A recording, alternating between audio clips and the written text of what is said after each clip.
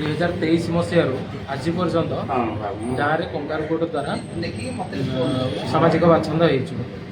ଜିଲ୍ଲାପାଳଙ୍କଠୁ ଆରମ୍ଭ କରି ଥାନା ପର୍ଯ୍ୟନ୍ତ ଏସ୍ପିଙ୍କ ପାଖକୁ ବି ବାରମ୍ବାର ଅଭିଯୋଗ ସତ୍ତ୍ୱେ ଆଜି ପର୍ଯ୍ୟନ୍ତ ତାହାର ସମାଧାନ କିଛି ହେଇପାରି ନାହିଁ। ଅଭିଯୋଗ କ'ଣ କାହିଁକି ତୁମକୁ କରାଗଲ, କ'ଣ କାରଣଟା?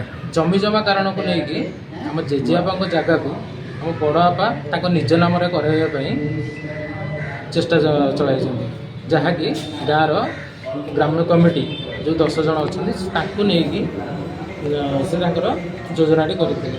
ଏହି ଯୋଜନାକୁ ଆମେ ଜାଣିପାରି ଜିଲ୍ଲାପାଳଙ୍କ ପାଖକୁ ଆସିଥିଲୁ, ଅଭିଯୋଗ କରିଥିଲୁ।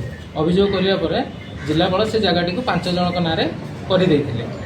5 ଜଣଙ୍କ ନାଁରେ କରିବା ପରେ ତାପରେ ଗାଁ କମିଟିକୁ ଆମର ବଡ଼ବାପା ଯେ ନବୀନା ସାହୁ ଗାଁ କମିଟିକୁ ଡାକି ଆମ 4 ପରିବାରକୁ ସାମାଜିକ ବାଛନ୍ଦ କରିଛନ୍ତି।